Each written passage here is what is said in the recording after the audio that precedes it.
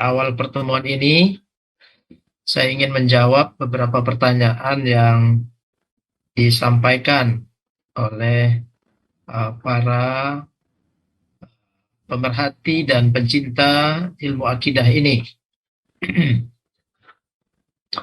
Bismillahirrahmanirrahim. Ya, ini mungkin juga sudah gambar ini sebelumnya juga sudah kita tayangkan. Pertanyaannya, apakah ilmu kalam itu juga ilmu komunikasi antara Tuhan dengan manusia?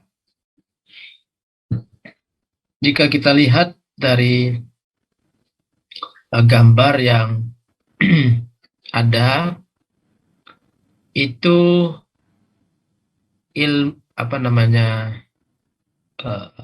komunikasi antara manusia dengan Sang Pencipta, itu ranahnya ada di ranah ibadah dan ranah ihsan. Ranah ibadah, ranah muamalah, ihsan ataupun akhlak.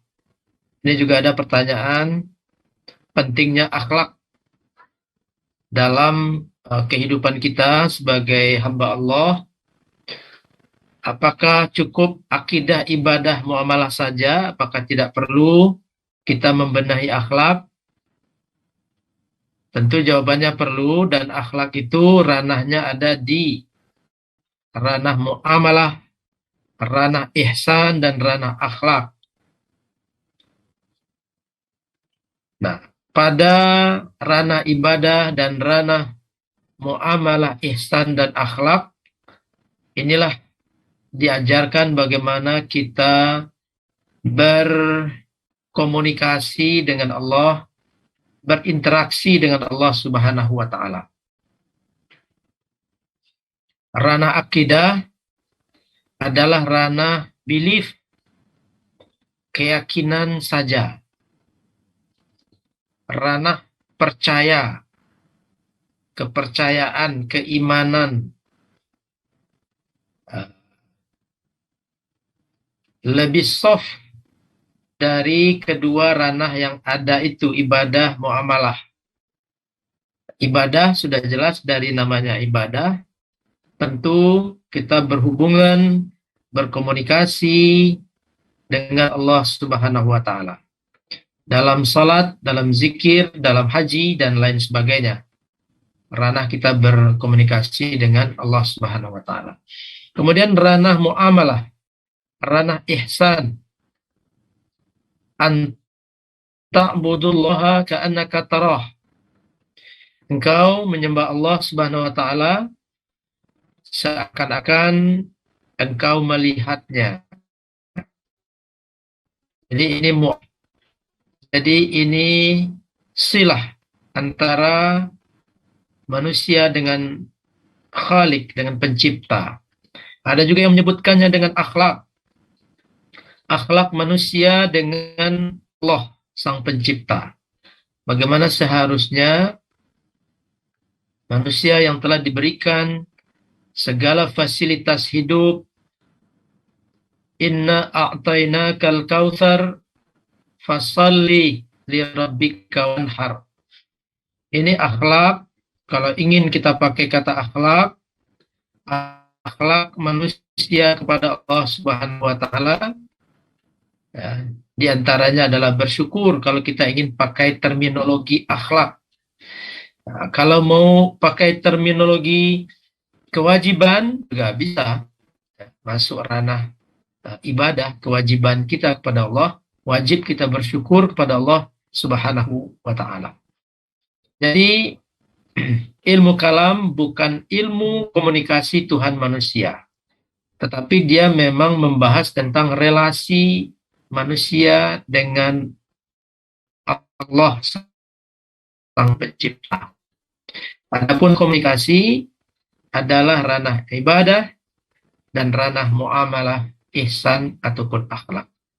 Penting sekali kita berakhlak, karena buah daripada Akidah yang sahihah, akidah yang sahihah, ibadah yang juga sahihah, salimah, sesuai dengan kitab was sunnah, buahnya adalah al-akhlak, pekerti, budi pekerti, perilaku, ya, tata sopan santun dan lain sebagainya. Itu adalah buah daripada ketiga ranah ini. Maka Rasulullah Shallallahu Alaihi Wasallam bersabda, Innama bu'ithtu liutammima salihal akhlak. Ya, diriwayatkan oleh Imam Ahmad bahwa tujuan Rasulullah diutus adalah untuk menyempurnakan akhlak yang baik, atau juga liutammima makarimal akhlak. Itu pertanyaan yang pertama tentang ilmu kalam yang memang pasti pada pertemuan-pertemuan berikutnya juga pertanyaan-pertanyaan yang menyangkut dengan hal-hal yang telah berlalu itu pasti ditanyakan. Tapi kita akan jawab sesuai dengan waktu yang ada. Kemudian juga ada pertanyaan tentang hadis ikhtilafu ummati rahmah. Ini hadisnya rata-rata lemah, ya, dhaif. Bahkan ada yang munqati, ya. Dan sebagian ulama hadis juga mengatakan hadis ini tidak bisa dipegang, ya. Tidak ada di sahihaini, ya. Tidak ada di kutub sittah. Hadis seperti ini dinukilkan oleh beberapa kitab, meskipun tidak dijelaskan sanadnya, banyak yang tidak menjelaskan sanadnya. Sehingga di dalam beberapa kitab kita menemukan narasi ini. Ya, misalnya dalam Sunan Ad-Darimi disebutkan la ba'sa minal khilaf bainal fuqaha. Nah, ini sama dengan ikhtilafu al-a'immah rahmah. Ini juga disebutkan oleh Ibnu Qudamah.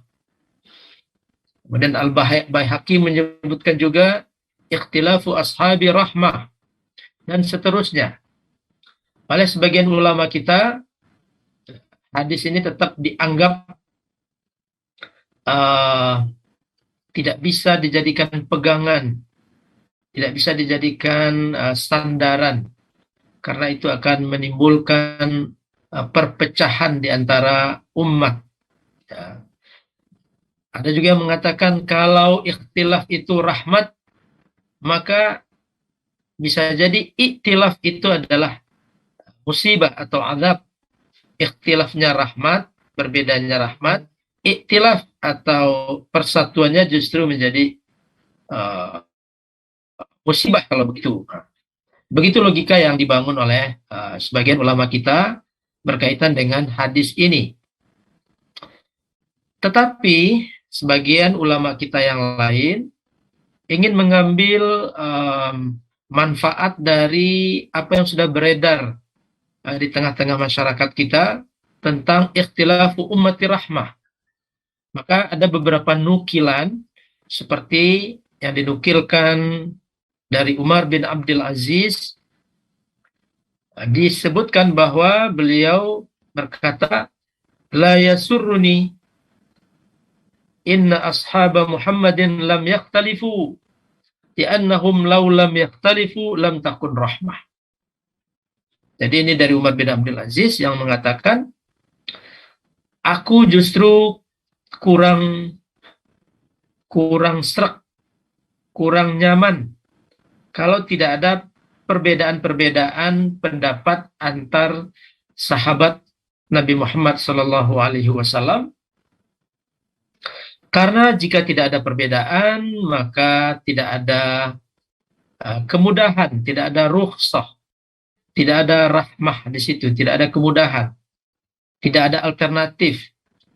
Nah, ini salah satu sabda Rasulullah, innakum qad danautum min aduwikum wal fitru aqwa lakum fa asbahna minna sha'im wa minal muftir.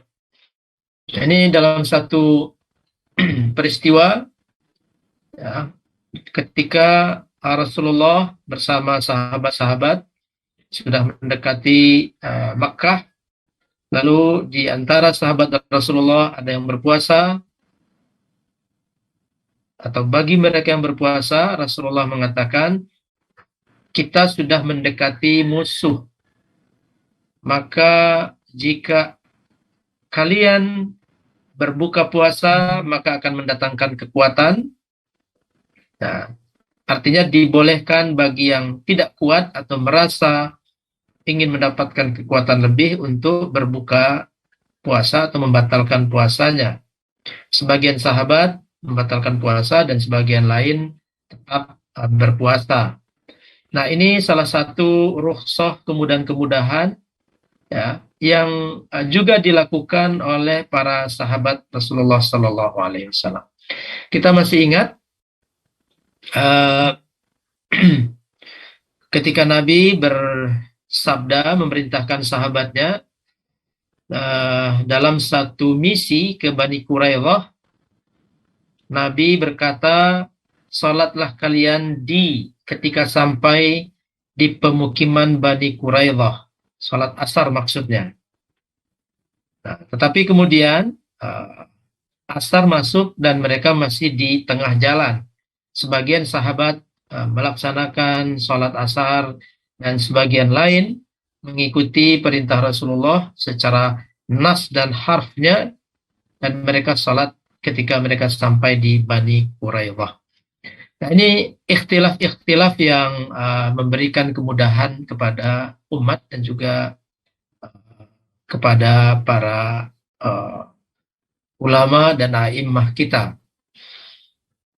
Juga diriwayatkan ketika Khalifah Harun ar-Rasyid meminta agar Muwatta karya Imam Malik dijadikan sebagai pegangan dasar dalam pemberlakuan hukum fikih di Daulah Bani Umayyah. Imam Malik menolak karena memperhatikan banyak pendapat ulama-ulama lainnya yang juga tentu memiliki kekuatan dalam adillahnya, dalam dalilnya. Dan ini memberikan kelonggaran kepada umat untuk memilih mana yang lebih cocok dan lebih sesuai dengan kondisi masing-masing. Lalu ada pertanyaan tentang bagaimana sebagian umat yang begitu mudah mengkafirkan atau mentabdikkan, mentakfirkan, memberi label kafir kepada saudaranya yang muslim. Nah, berikut ini saya nukilkan beberapa hadis yang diriwayatkan oleh Imam Bukhari. Ya. Wa man qadhafa mu'minan bi kufrin fahuwa ka qatlihi. Barang siapa yang begitu mudah mengkafirkan saudaranya yang muslim lainnya, maka itu bagaikan membunuhnya. Ini menandakan bahwa kita dilarang, ya, terutama Ahlus Sunnah wal Jamaah, dilarang mengkafir-kafirkan sesama mukmin. Dan itu salah satu sifat dari kelompok Ahlus Sunnah wal Jamaah. Tidak mengkafirkan perbedaan-perbedaan yang ada dan tidak mudah mengkafirkan. Kemudian juga hadis Nabi, man shalla salatana wastaqbala qiblatana wa akala dhabihatana fadzalikal muslim. Barang siapa yang salat seperti kita salat, kita ini tentu Rasulullah, lalu para sahabat dan para ya yang datang kemudian yang sesuai dengan ajaran Nabi Muhammad sallallahu alaihi wasallam, man shalla salatana wastaqbala qiblatana. berkiblat ke Ka'bah, wa akala dhabihatana, dan memakan serta menghidangkan sembelihan yang sesuai dengan syariat, maka itu adalah orang muslim yang diharamkan darahnya dan diharamkan untuk kita berikan label-label kafir. Itu salah satu pertanyaan yang perlu kita jawab. Kemudian yang kelima, pada surat Al-Anfal ayat ke-17. Ya.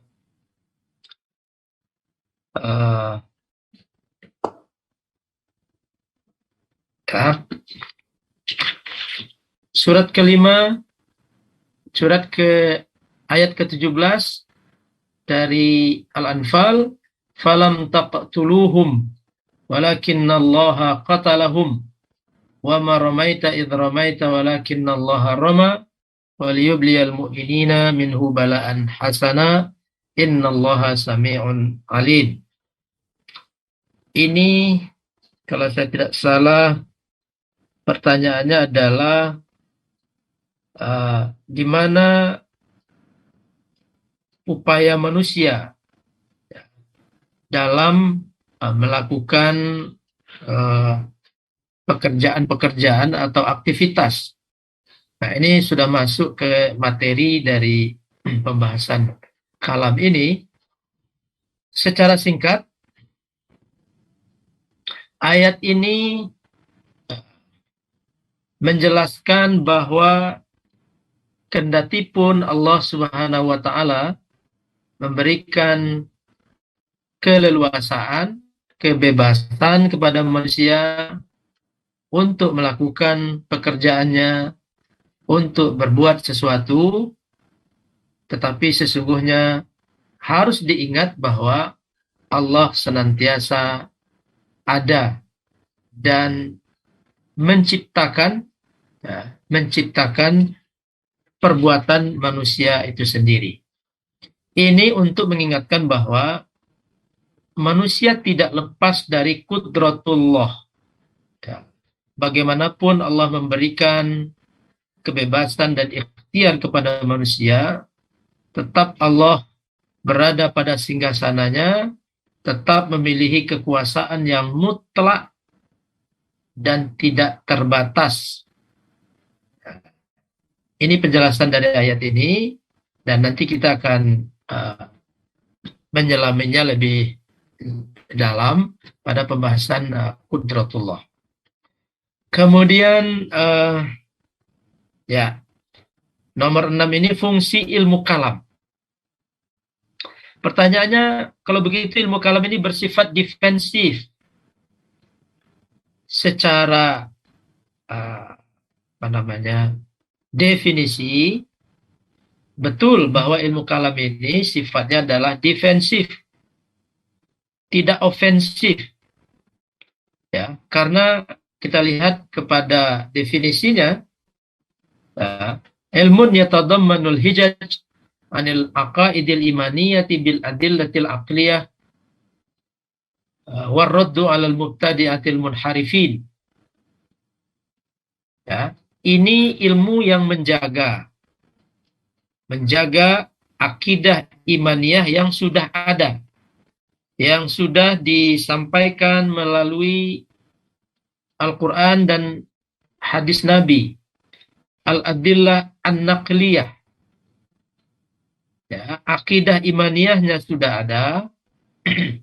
Ilmu kalam mencoba dan berusaha untuk membentengi al-aqaid al-imaniyah ini, keyakinan keimanan ini, dengan dalil-dalil yang argumen-argumen yang rasional.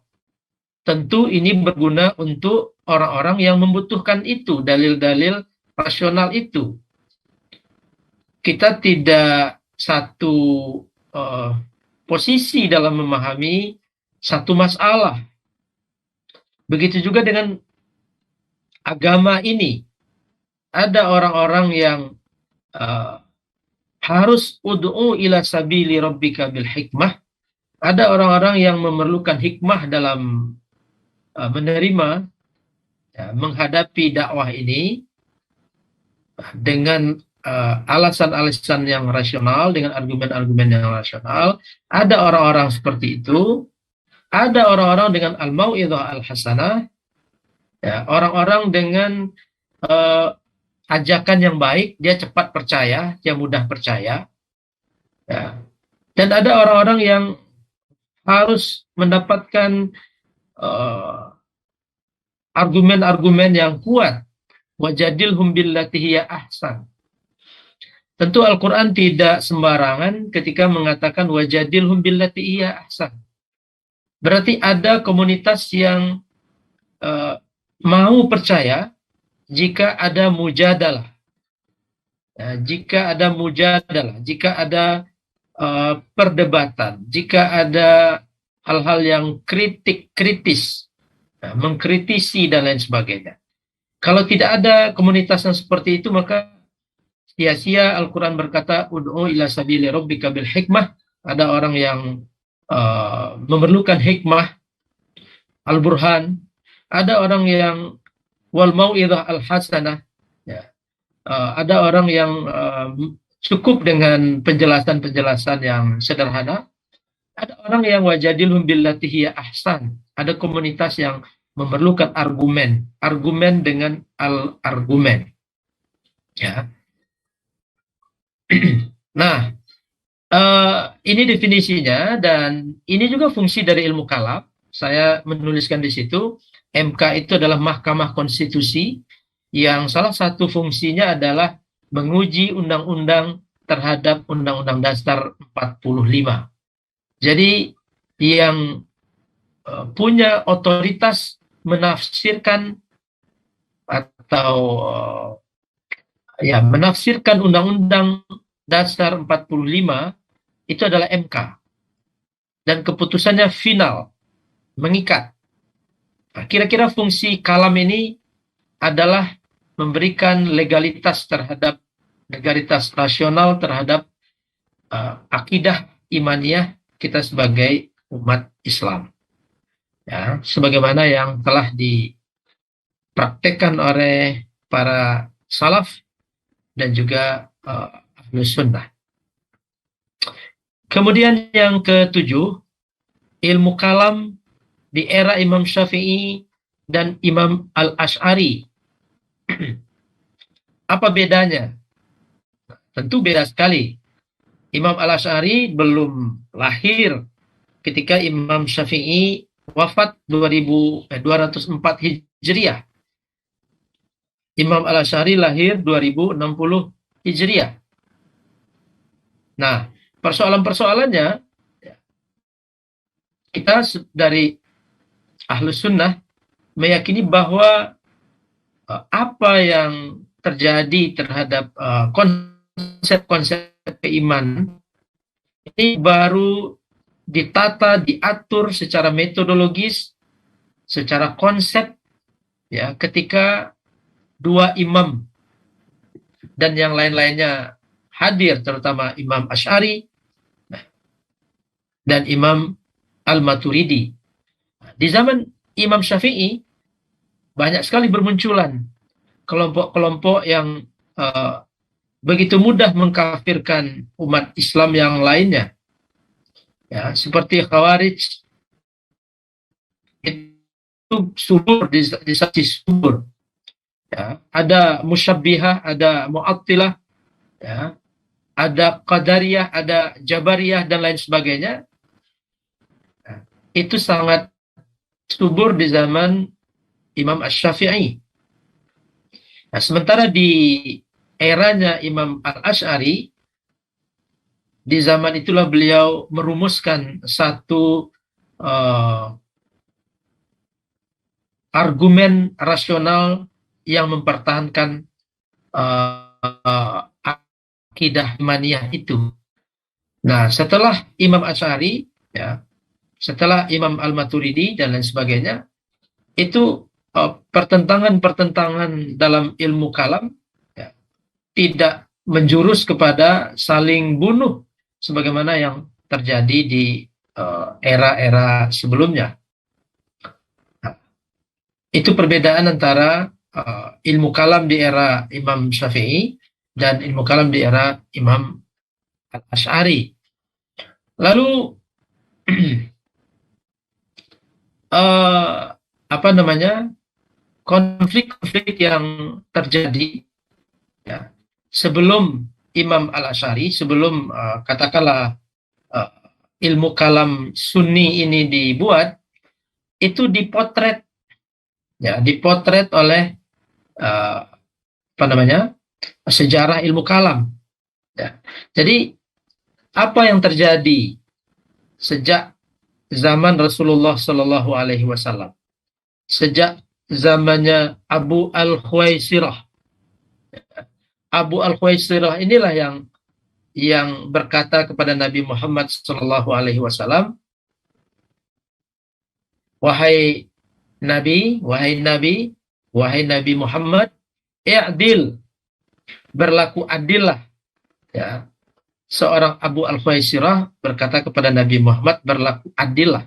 Jadi di zaman Rasulullah sudah terjadi hal-hal seperti itu, termasuk orang membicarakan takdir, orang menolak takdir, dan lain sebagainya.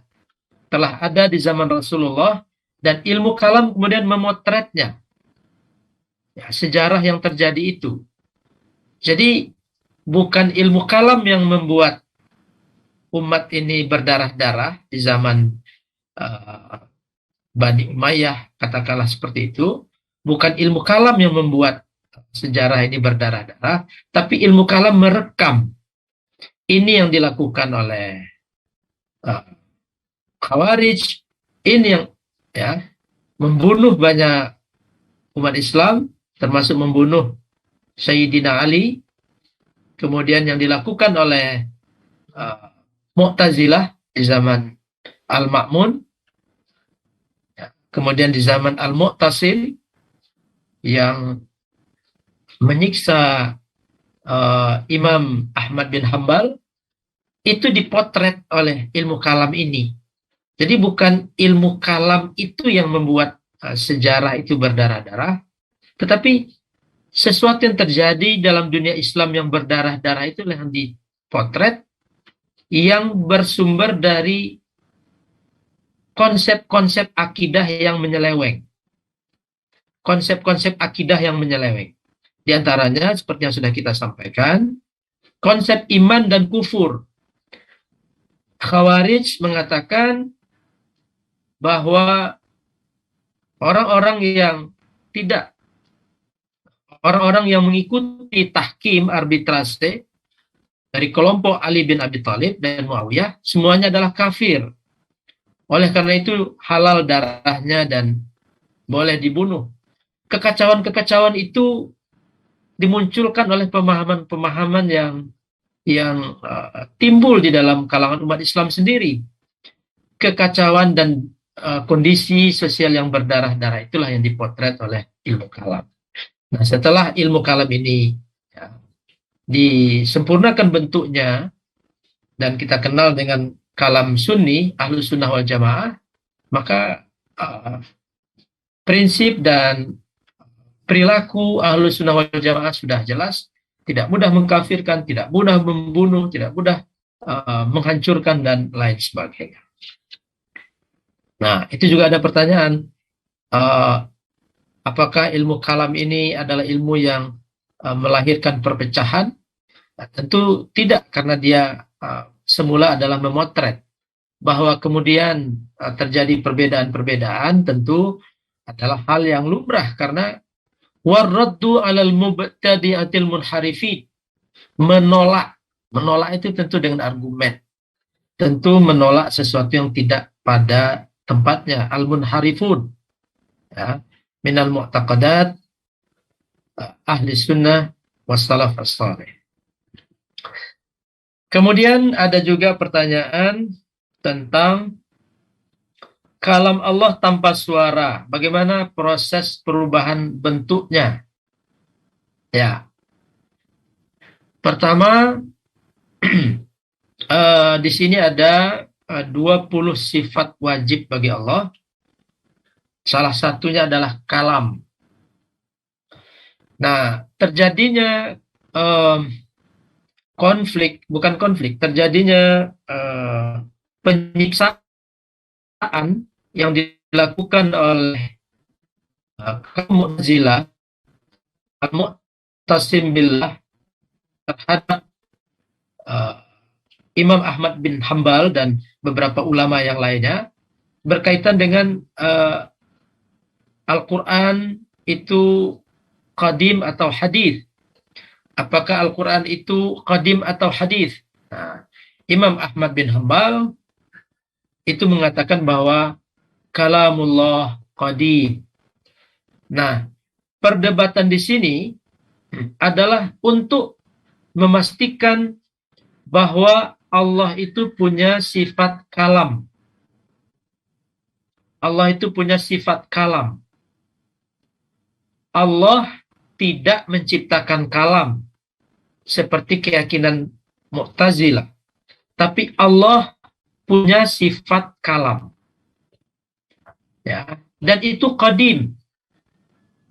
Kalau Allah menciptakan kalam, ya, lalu apa, ya, ketika Allah menciptakan kalam, berarti Allah, ini sudah masuk apa namanya pembahasan kalam ini. Ya, ini ruwet, tapi bukan ruwet ya. Ini memang agak ruwet sedikit. Ya. Kalau Allah menciptakan kalam, maka sesuatu yang diciptakan itu hadis. Sementara kalamullah itu adalah sifat yang bersifat qadim. Nah, oleh karena itu, Imam Ahmad bin Hambal mempertahankan itu supaya kuat dalam keyakinan umat Islam bahwa Allah itu punya sifat kalam. Nah, itu yang pertama. Lalu bagaimana dia menyeberang? Ya, sifat kalam itu menyeberang ke Al-Quran. Jelas Al-Quran yang ada di tangan kita sekarang itu terdiri dari kertas, ada kertasnya, ada hurufnya, ya, ada tulisannya, khatnya macam-macam, ada khat syarqi, ada qiraah hafs, ada qiraah warash. Kalau di Maroko qiraah warash, dan penulisannya pun sebagian berbeda dengan penulisan Al-Quran di timur. Misalnya kalau menulis qaf dalam Al-Quran di Maghrib Al-Arabi itu menulis qaf itu titiknya satu di bawah. Ya, qaf itu titiknya satu di bawah. Kalau menulis qaf itu tanpa titik. Nah, ini perbedaan-perbedaan ini tentu menandakan bahwa apa yang tertulis, apa yang terlihat itu adalah ciptaan manusia, ya, ciptaan manusia. Tetapi Allah memiliki kalam, sifat kalam itu harus diyakini, harus menjadi keyakinan kita. Allah memiliki sifat kalam. Sifat kalam itulah kemudian yang dikenal dengan kalam nafsi. Allah punya sifat kalam, ya, yang disebut dengan kalam nafsi. Nah, kalam nafsi ini kemudian mengimplementasi dalam bentuk Al-Quran. Jadi, kenapa untuk mempertahankan kalamullah itu qadim, itu kaitannya dengan menetapkan sifat-sifat wajib bagi Allah Subhanahu wa Ta'ala. Adapun Al-Quran yang kita baca, yang ada tulisannya, ada harokatnya, ada yang tidak pakai harokat, ada tulisannya berbeda-beda, khatnya berbeda-beda, itu tentu saja adalah kreasi dari manusia, ya. Kreasi dari manusia, dan itu ciptaan dari manusia. Itu tentu bersifat hadis. Nah, itu penjelasan yang berkaitan dengan sifat kalam Allah Subhanahu wa Ta'ala dan kaitannya dengan Al-Quran. Oke, Bapak Ibu sekalian, itu beberapa hal yang meskipun cukup panjang. Ada beberapa lagi yang ingin saya komentari. apakah free will itu sama dengan ateis? Ini nanti juga berkaitan dengan pembahasan kita pada tema deisme. Tapi jawaban sementara tidak sama. Free will atau qadariyah, ya. Qadariyah itu tidak sama dengan ateis. Qadariyah tidak sama dengan ateis. Itu jawaban sementaranya. Free will itu qadariyah, tapi qadariyah tidak sama dengan ateis.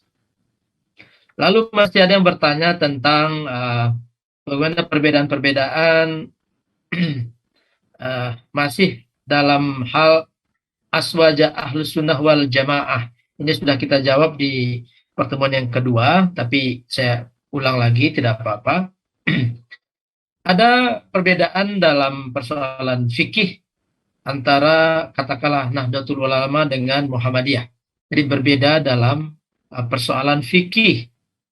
Nah, kemudian ada apa ini? Salafiyah. Salafiyah ini juga nanti perbedaannya adalah pada ranah fikhiyah juga. Apakah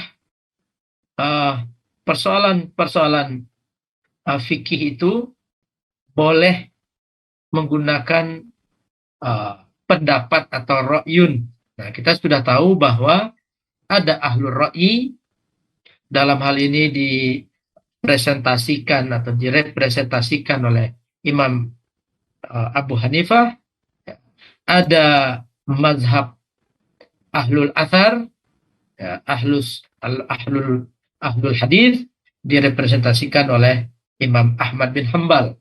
Nah, ada yang menggunakan ra'yun dan juga mengkombinasikannya dengan athar, itu Imam Syafi'i dan Imam Malik. Nah, ini perbedaan-perbedaan di bidang fikih yang semuanya itu adalah keluarga besar dari Ahlus Sunnah wal Jamaah. Ada juga Ikhwanul Muslimin. Ikhwanul Muslimin ini ranahnya adalah ranah muamalah, ranah sosial politik, tidak ranah akidah. Ini juga keluarga besar dari Ahlus Sunnah wal Jamaah. Jadi Ahlus Sunnah wal Jamaah ini keluarga besar yang luar biasa besarnya. 90% umat Islam di dunia ini bisa kita sebutkan sebagai Ahlus Sunnah wal Jamaah, atau 80%, 90%. Nah, lalu ormas-ormas yang tadi kita sebutkan itu kecil sekali persentasenya dibandingkan 80 dan 90%. Jadi itu keluarga besar Ahlus Sunnah wal Jamaah, ya, yang fikihnya al-a'immah al-arba'ah dan akidahnya akidah al-Asy'ariyah wal Maturidiyah,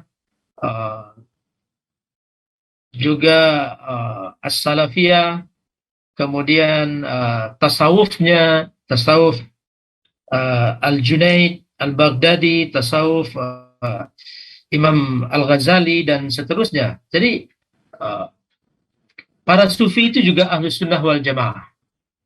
Ya, para sufi itu juga Ahlus Sunnah wal Jamaah. Jadi sangat luas sekali karena kita sudah berikan kaidah rambu-rambunya, percaya kepada Nabi, percaya kepada kitab dan sunnah, menghormati para sahabat, tidak mengkafirkan satu dengan yang lainnya, percaya kepada qudratullah, percaya kepada yaumul akhir, dan seterusnya. Jika itu menjadi keyakinan siapapun, maka itu adalah Ahlus Sunnah wal Jamaah.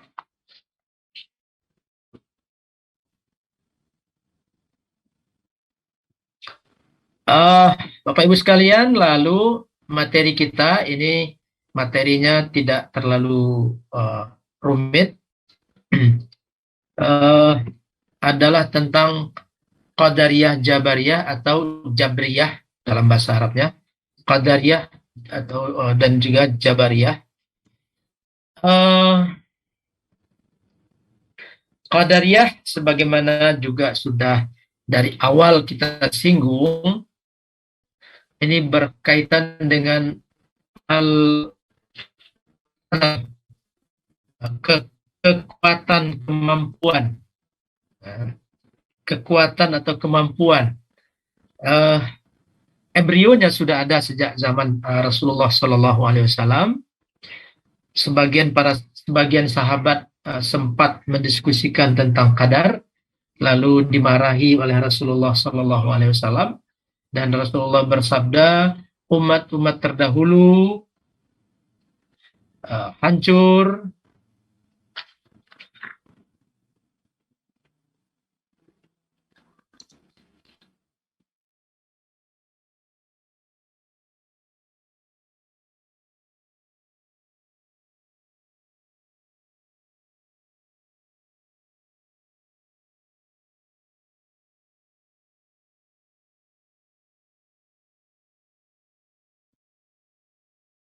maaf tadi terlambat mengkliknya.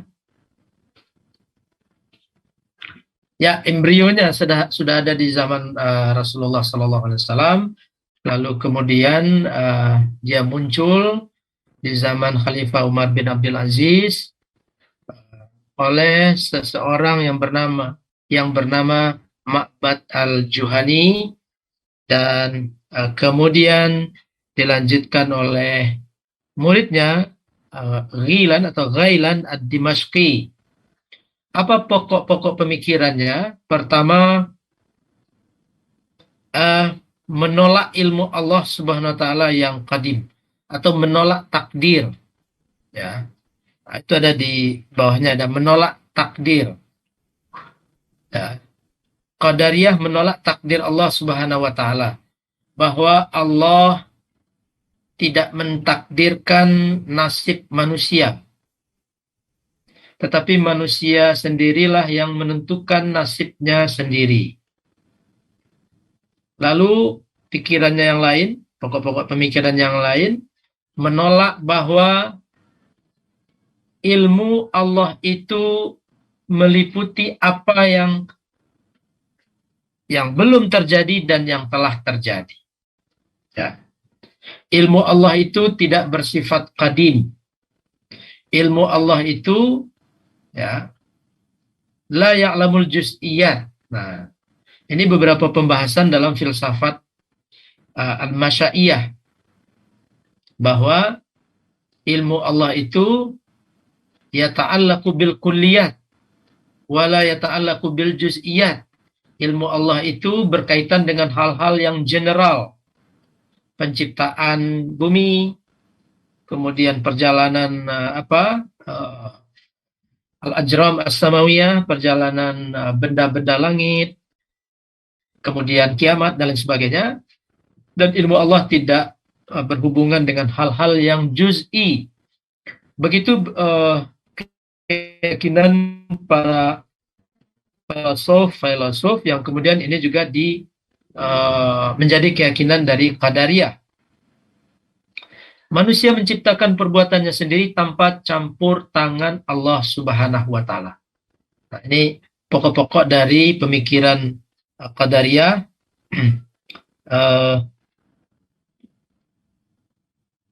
Pemikiran Qadariyah ini juga sebagaimana yang tadi sudah kita sampaikan, sudah ada di zaman sahabat, ya, sudah muncul, dan beberapa sahabat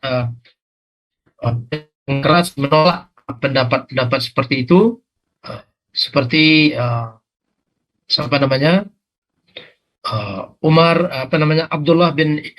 Abdullah ibnu Umar dan lain sebagainya, menolak pemikiran yang berkembang di zaman itu. Saya menukilkan tentang sebuah hadis yang cukup panjang yang kita pentingkan di sini adalah qala akhbirni anil iman. Ini hadis yang berkaitan dengan Jibril mendatangi Rasulullah dan menanyakan beberapa hal, dan itu dijawab oleh Rasulullah. Pertama, Jibril bertanya tentang Islam, apakah itu Islam? Dan Nabi menjawab, Islam adalah bersyahadat la ilaha illallah dan bersaksi bahwa Muhammad Rasulullah, mendirikan salat, menunaikan zakat, berpuasa di bulan Ramadan, kemudian berhaji, menunaikan ibadah haji bagi yang mampu. Lalu setelah Nabi menyampaikan itu, Jibril mengatakan, Anda benar. Anda benar ya Rasulullah. Ala sadaqta. Kemudian Jibril bertanya lagi tentang iman. Apakah itu iman?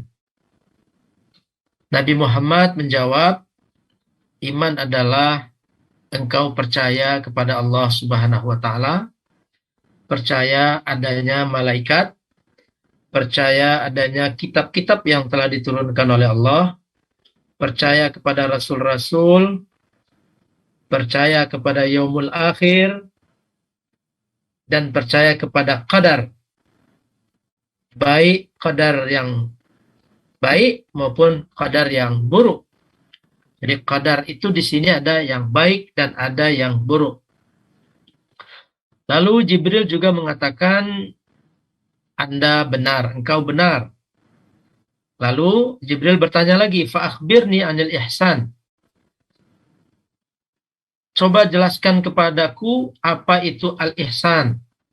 Nabi Muhammad menjawab, an ta'budallaha ka'annaka tarah, fa illam takun tarahu fa innahu yarak.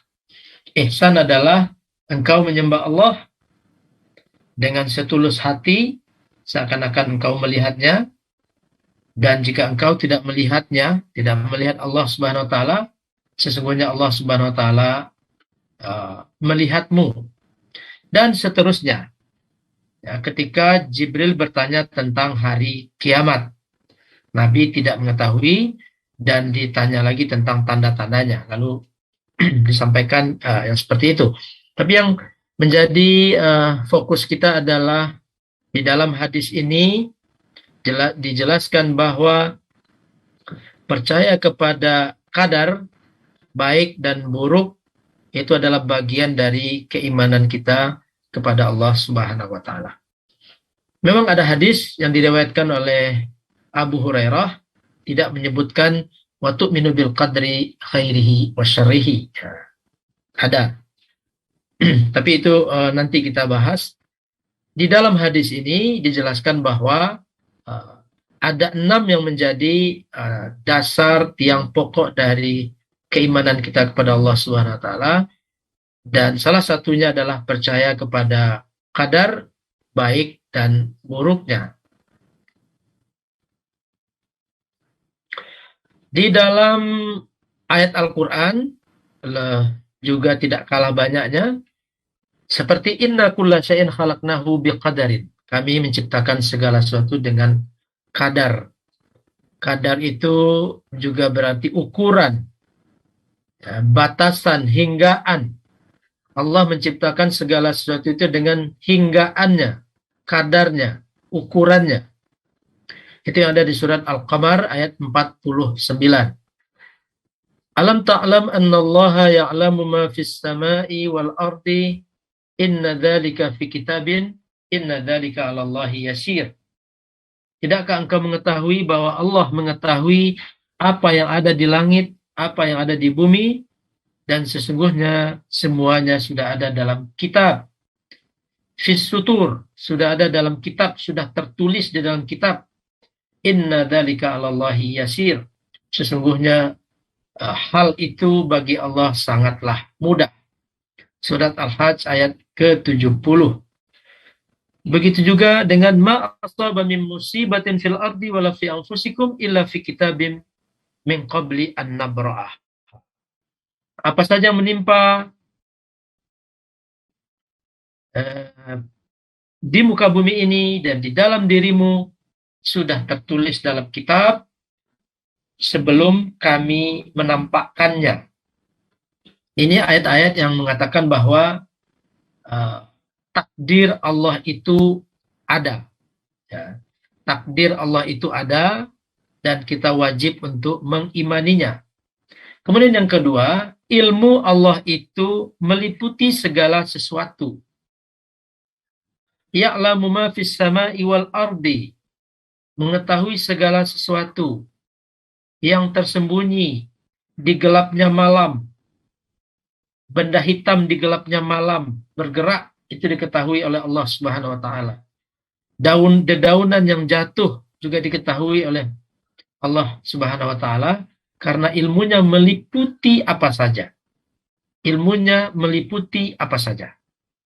Jadi Allah mengetahui al-kulliyat, mengetahui hal-hal yang global, dan juga mengetahui al-juz'iyat, mengetahui hal-hal yang parsial.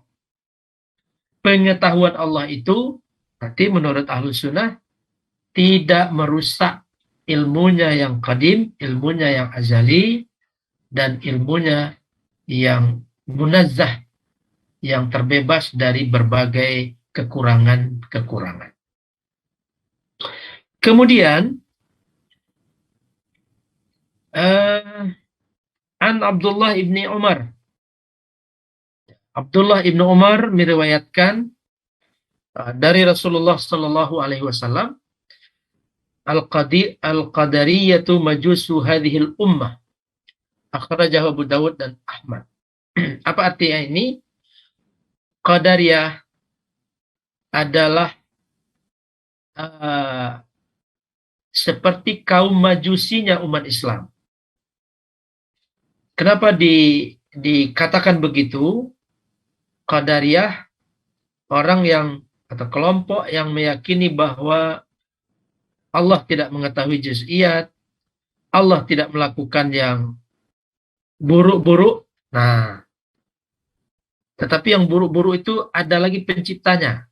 Jadi al-majusiyah atau majusi, agama majusi meyakini bahwa Tuhan itu ada dua, Tuhan baik dan Tuhan buruk.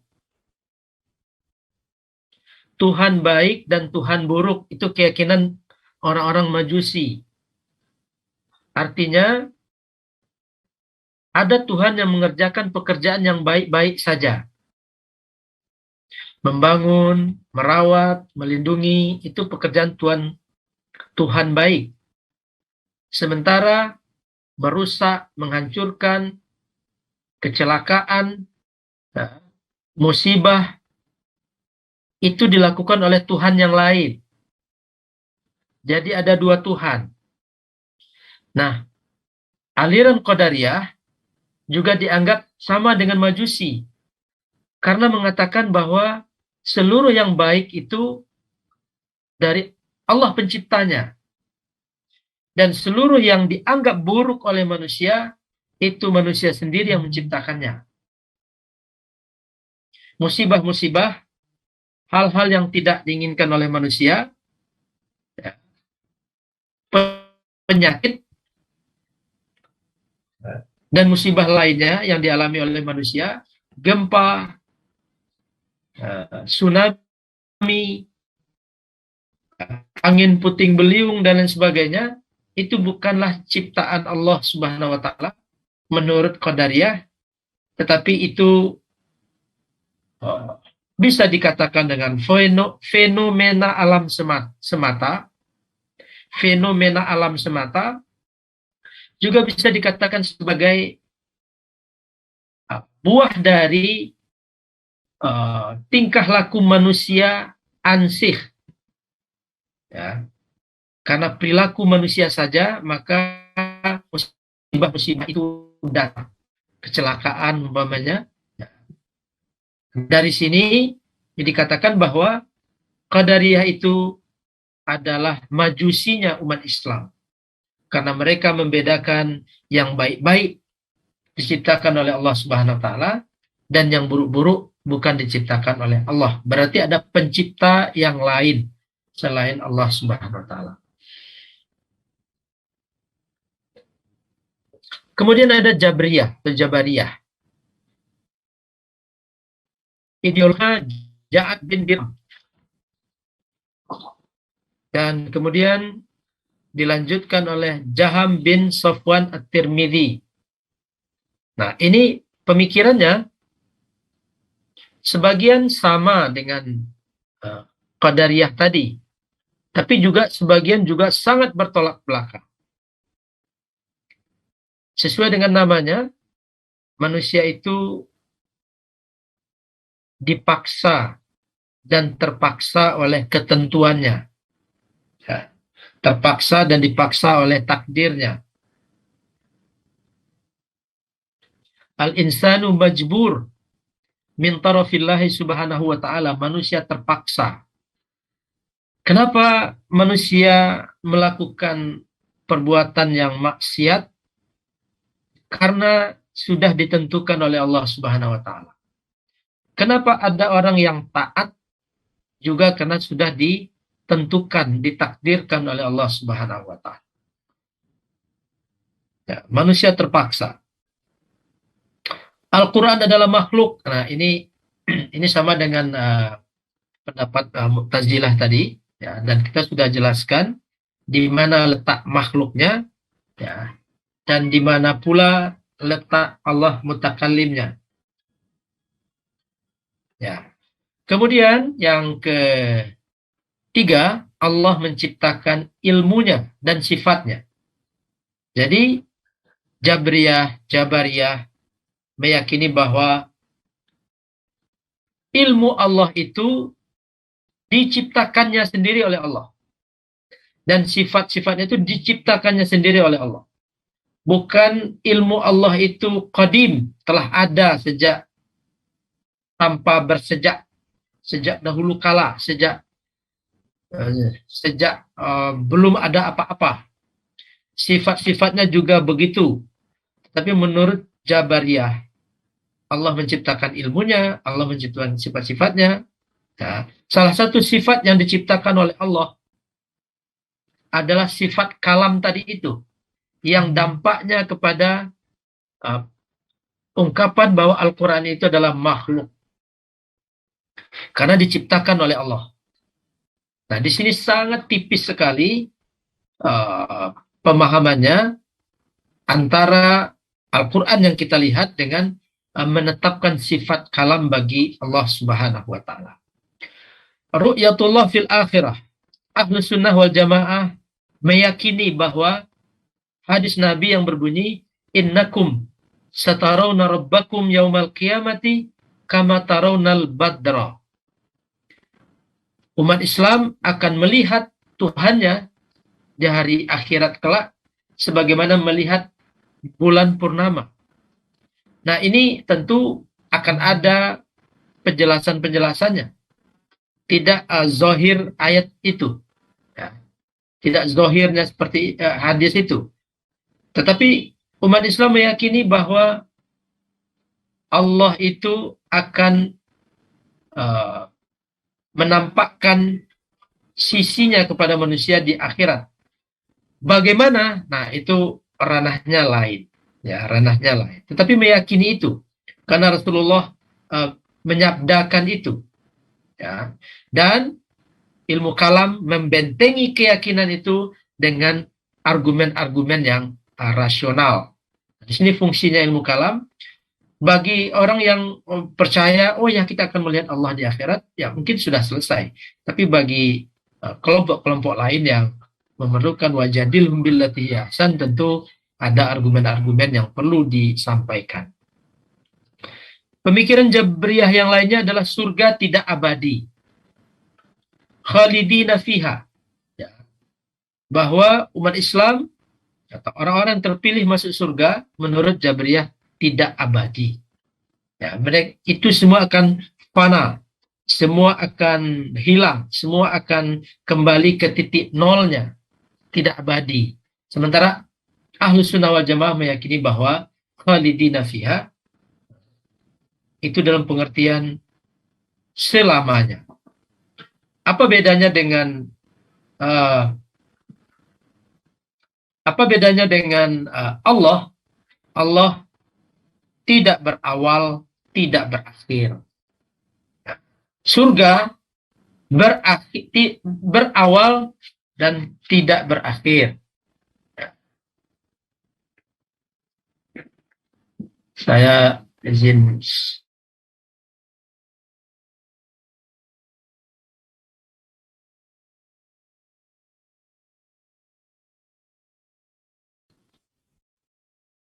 Oke, mohon maaf ada gangguan sedikit.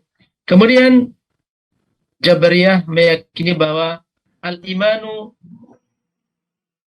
di dalam hati, tidak perlu dilafazkan tentang al-iman. Aman tu bika ya Rabb, tidak perlu disampaikan begitu, atau asyhadu an la ilaha illa asyhadu an la ilaha illallah wa asyhadu anna muhammadar rasulullah, tidak perlu dilafazkan, cukup di dalam hati. Dan ini nanti mirip-mirip dengan keyakinan Murji'ah.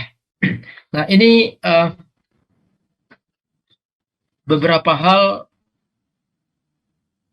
keyakinan dari Jabariyah dan juga keyakinan dari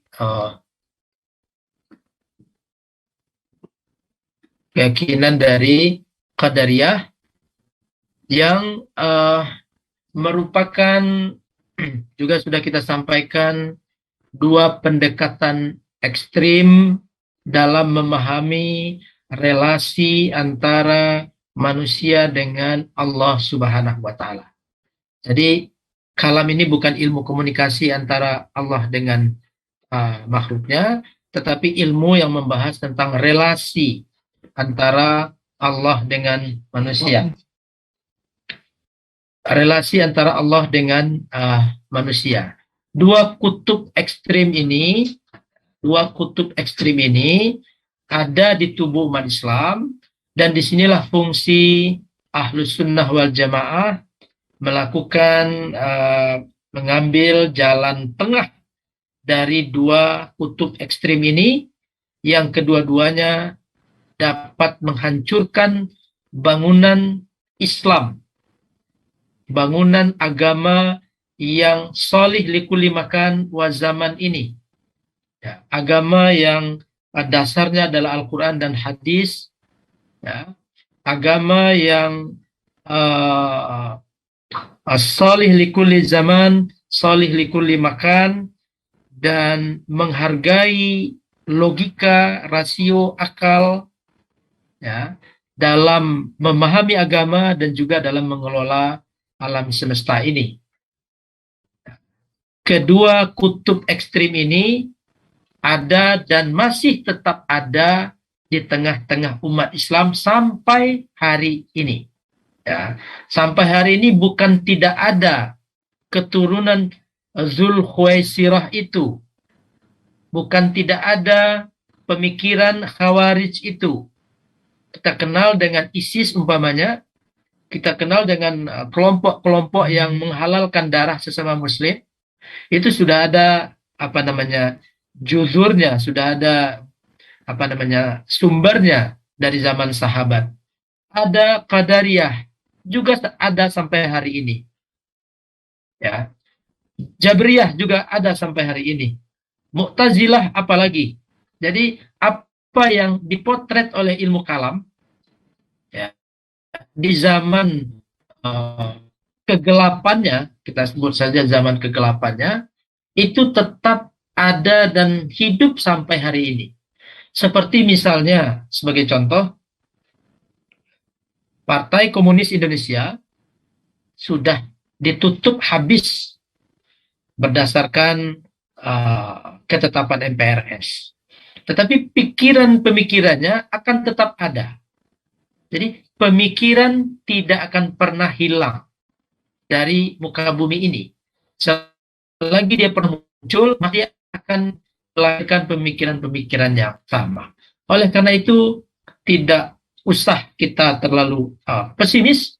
Ini kan sejarah masa lalu. Ya, tidak mungkin terjadi hari ini.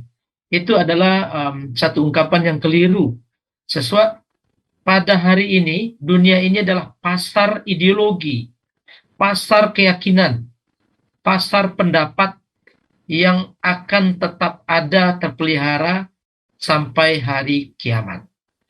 Umat Islam, kuntum khaira ummatin, punya tugas menjaga otentisitas Quran dan Sunnah, menjaga keberlakuan ini di dunia yang berbeda-beda, di dunia yang berubah, di alam yang berubah. Asalnya tetap, tetapi dia harus bisa disajikan di dunia yang berubah. Hari ini kita di dunia yang disebut dengan dunia maya, dunia yang wireless, tanpa kabel dan lain sebagainya. Maka ideologi-ideologi itu akan tetap ada, sesuatu yang aneh, nyeleneh akan tetap ada, dan mereka adalah umat-umat yang perlu mendapatkan pelayanan. Sebagaimana firman Allah itu, ud'u ila sabili rabbika bil hikmah wal mau'idhah al hasanah wajadilhum billati hiya ahsan. Kita perlu, umat Islam ini perlu tentara-tentara yang punya otot yang kuat, terlatih, perlu punya intelektual-intelektual yang kuat, perlu punya intelektual yang ilmunya soft, ilmunya aplikatif. Ya, ada yang soft, ada yang aplikatif, ada yang jadali, ya, ada yang filosofis, dan lain sebagainya. Bapak, Ibu, dan saudara-saudara sekalian, barangkali itu yang dapat saya sampaikan. Kita lanjutkan kepada diskusi berikutnya. Mohon maaf jika memakan waktu Pak Sahran, karena pertanyaannya banyak juga, kemudian materinya saya coba singkat-singkatkan. Ini akan banyak pertanyaan pada sesi berikutnya, pertanyaan dari sesi ini. Terima kasih Pak Sahran, mohon maaf. Assalamualaikum warahmatullahi wabarakatuh.